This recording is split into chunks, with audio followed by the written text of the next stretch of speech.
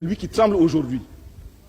Un journaliste étranger, dans un pays lointain, assis dans son bureau climatisé, dans son fauteuil roulant, a osé dire qu'actuellement, le CSP connaît un échec dans cette tournée d'information.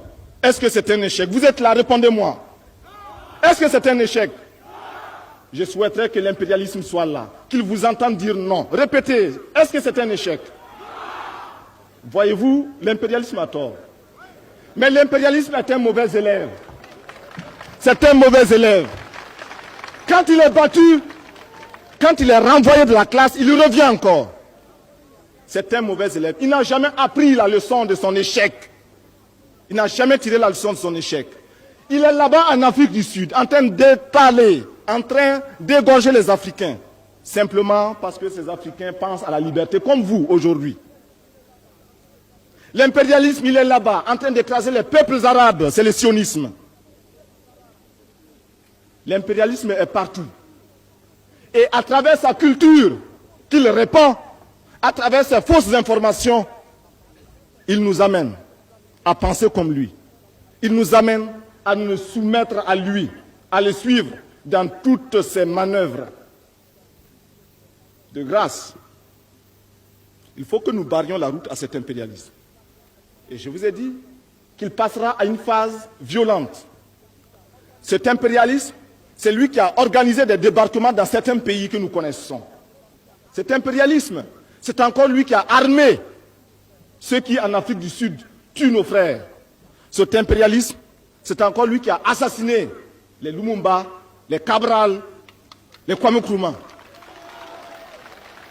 Mais je vous dis et je vous promets, parce que j'ai confiance en vous et vous avez confiance au CSP, et parce que nous formons le peuple, que l'impérialisme, quand il viendra ici, nous l'enterrerons.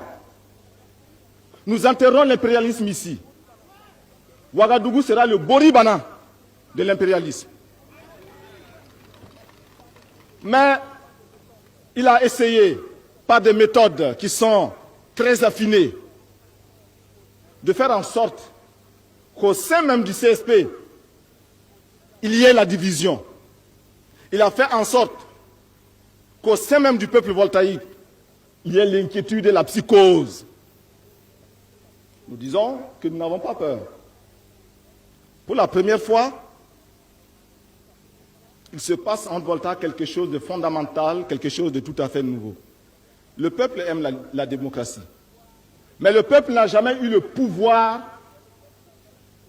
d'instaurer ici une démocratie politique vraie.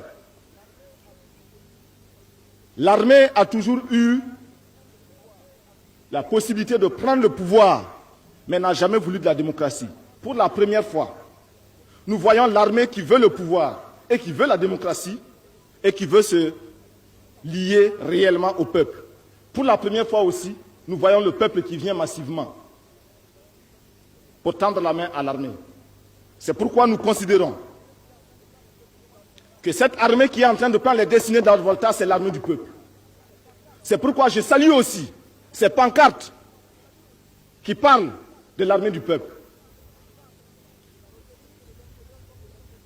Nos ennemis de l'intérieur comme de l'extérieur, pour nous nuire, s'appuient sur un certain nombre d'éléments.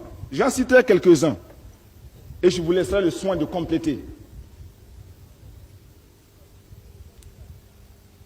Ils essaient de faire croire que le CSP va arrêter l'administration, la marche normale de l'appareil de l'État. Parce que le CSP a pris des décisions contre des militaires et le CSP prendra des décisions contre des cadres civils. Mais nous prenons ces décisions simplement parce que nous estimons qu'à cette phase de notre lutte, il y a des hommes qui ne peuvent pas suivre notre rythme.